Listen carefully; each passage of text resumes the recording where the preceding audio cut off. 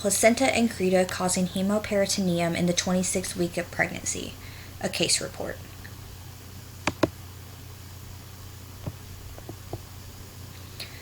A Caucasian Albanian woman at the age of 34 was admitted to the hospital at the 26th week of her second pregnancy for severe anemia.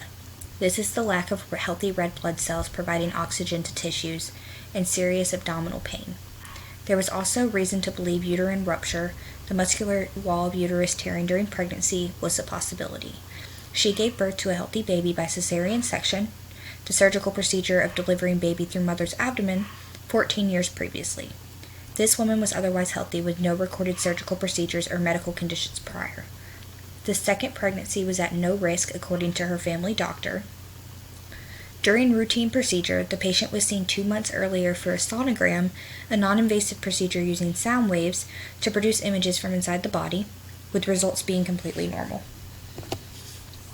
The patient was confirmed with severe anemia with a red blood cell count of 1.71 by 106 milliliters, the normal being anywhere between 4 to 6.2 by 106 milliliters, and hemoglobin, the protein molecule in red blood cells that carries oxygen through the body, of 5.6, normal being anywhere between 11.5 to 16.5.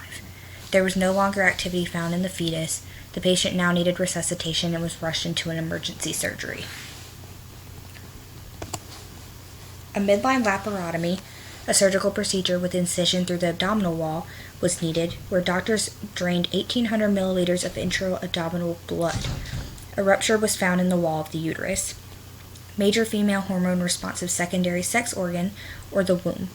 The fetus was now known as dead and was still positioned in the uterine cavity. Triangular cavity making up the inside of the uterus. The fetus was removed through the wound of the rupture. To the right is a diagram of placenta increta. The patient received a transfusion with 4 units of fresh blood, group A Rh positive, as well as saline and antibiotics. 2 weeks post-op hysterectomy, her red blood cell count was 3.6, and the hemoglobin level increased to 11.2. The sutures were removed on the 8th day after the procedure, and she was discharged from the hospital the next day, seen as stable condition. Pathologic evaluation, the study of cells from tissues to correctly diagnose, was performed on the tissues from the uterus. Trophoblastic islands, the pregnancy-related tumors, were located inside the myometrium, the smooth muscle tissue of the uterus.